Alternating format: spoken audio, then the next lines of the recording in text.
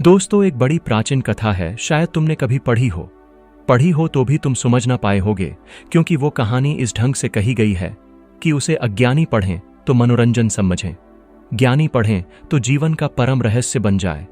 तुमने बैताल पच्चीसी का नाम सुना होगा। तुम कभी सोच भी नहीं सकते कि वो भी कोई ज्ञानियों की बात हो सकती, बैताल पच्चीसी। पर इस देश ने बड़े अनूठे प्रयोग किए हैं। इस देश ने ऐसी किताबें लिखी हैं जिनको बहुत तलों पर पढ़ा जा सकता है, जिसके पर्त दरपर्त अलग अलग अर्थ हैं, जिनमें एक साथ 2, 3, 4 और 5 अर्थ दौड़ते रहते हैं। जैसे एक साथ 5 रास्ते चल रहे हों, पैरेलल, समानांतर, तो जिसकी जो सुविधा हो, एक छोटा बच्चा भी बैताल पच्चीसी पढ़ के प्रसन्न होगा और परम ज्ञानी भी पढ़ के प्रसन्न होगा। खोजी को मार्ग मिल जाएगा, पहुंचिए को मंजिल की प्रतिभिज्ञा होगी। जो नहीं खोजी, नहीं पहुंचा हुआ है, उसके लिए सिर्फ चित्त का मनोरंजन होगा। वो भी क्या कम है, थोड़ी देर को मन बहलाव हो जाया। बैताल पच्चीसी की पहली कथा है। 25 कथाएं बड़ी अजबूत हैं, लेकिन पहली तुमसे कहता हूं, पहली कथा है। सुबह का वक्त था। विक्रमादित्य के दरबार में लोगों की भेंटें चली आ रही थीं। उसी भीड़ में रोज की तरह एक फकीर भी आता, सादा सा, चुप सा, और सम्राट के चरणों में एक जंगली सा दिखाई देने वाला फल रखकर नम्रता से चला जाता। राजा मुस्कुराकर फल वजीर को थमा देते। वजीर आदत से मजबूर उन फलों को एक तहखाने में डलवाता जाता। जंगली फल हैं, रख भी किस काम के। ये क्रम बरसों चला, दिन पर दिन, साल पर साल। किसी को कौतूहल न हुआ कि यह फकीर क्यों हर सुबह वहीं सा फल लिए चला आता है। दरबार की भागदौड़, शहीदी प्रहर, न्याय और प्रशासन, और उस सब के बीच यह फल मानो एक तुच्छ भेंट भर था। एक दिन दरबार में राजा का दुलारा एक बंदर भी बैठा था। खेल खेल में सम्राट ने फल वजीर को देने के बजाय बंदर की ओर उछाल दिया। बंदर ने दांत गड़ा दिए, फल फूटा और सबकी नजरों के सामने एक बड़ा सा हीरा चमक उठा। राजा स्तब्ध। ऐसा नगीना उन्होंने भी विरल ही देखा था। राजा ने तुरंत पूछा, बाकी फल कहां हैं? वजीर घबराया, मगर सच कहना पड़ा। महाराज, तहखाने में डलवा दिए थे, जंगली हैं, सोचा खाने लायक भी ना होंगे। तुरंत तहखाना खुलवाया गया। जैसे ही ढक्कन हटा, सड़े गले फलों की तेज दुर्गंध उठी, पर उसी सड़ांत के बीच असंख्य हीरे जगह जगह चमक रहे थे। सम्राट अवाक रह गए। बरसों तक जो बेकार समझकर फेंका गया, उसके भीतर खजाना छिपा था। राजा ने फकीर को बुलवाया और पूछा, ये रहस्य क्या है? तुम चाहते क्या थे? और मैं कैसा अज्ञानी कि इतने वर्षों कुछ देखा ही नहीं। फकीर ने शांत स्वर में कहा, राजन, जिंदगी भी रोज ऐसा ही फल लाती है, ताजा, साधारण दिखता हुआ, और तुम उसे जंगली समझकर फेंक देते हो, और तुम्हारे भीतर छिपा हीरा तुम्हारी नजर से छूटता जाता है। चलो, जो बीत गया सो गया, अब पीछे मत भागो और आगे सपनों में भी मत दौड़ो, और यहीं अभी होश में आ जाओ, तभी हीरा हाथ आता है। राजा समझ गया, होश न हो तो जीवन चूक जाता है। उसने फकीर की बातों में एक दूसरी पुकार भी सुनी, राजन, तुम वीर हो, पर सिर्फ वीर होना काफी नहीं, जागृत भी होना पड़ेगा। मैं एक महान तांत्रिक कार्य में लगा हूं। मुझे ऐसा मनुष्य चाहिए जो साहसी भी हो और सजग भी। अगर तैयार हो तो आज अमावस्या की रात है, श्मशान पर आना, वहीं मिलूंगा। राजा के भीतर द्वंद्व उठा, मैं जाऊं कि न जाऊं? मगर वीर कहलाने का अर्थ ही क्या, यदि भय के आगे ठिठक जाए?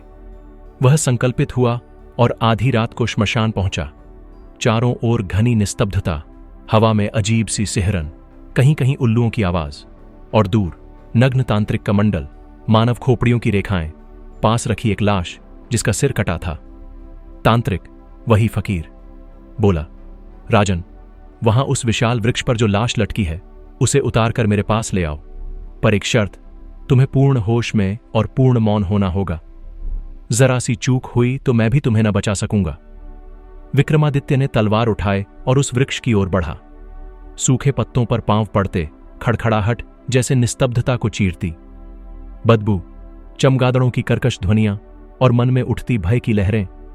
फिर भी राजा उस ओर चल दिया और उस वृक्ष पर चढ़ गया और रस्सी काटी, और लाश धम्म से गिरी और ठहाका मारकर हंस पड़ी। राजा के होश उड़ गए। मुर्दा हंस रहा है, वह घबराकर बोल पड़ा। बस इतना कहना था कि लाश उड़कर फिर से वृक्ष पर जा लटकी। विक्रमादित्य समझ गया, बोलते ही चूक हो गई है। उसने स्वयं को संभाला, फिर चढ़ा उस वृक्ष पर, लाश उतारी और इस बार कंधे पर डालकर बिना बोले चल पड़ा। मौन। रास्ते में वेताल, वही जिंदा लाश, बोला, राजन, रात लंबी है, बोझ भी भारी है। तुम्हारा मन हल्का करने को मैं तुम्हें एक कहानी सुनाता हूं। और वहीं से कथाओं का सिलसिला शुरू हो गया। बेताल हर कथा के अंत में एक सवाल करता है और चेतावनी भी देता है। विक्रम, अगर उत्तर जानते हुए भी चुप रहे तो तुम्हारे सिर के टुकड़े हो जाएंगे। उत्तर दोगे तो मैं फिर से उसी वृक्ष पर लौट जाऊंगा। राजा कई बार फंसा।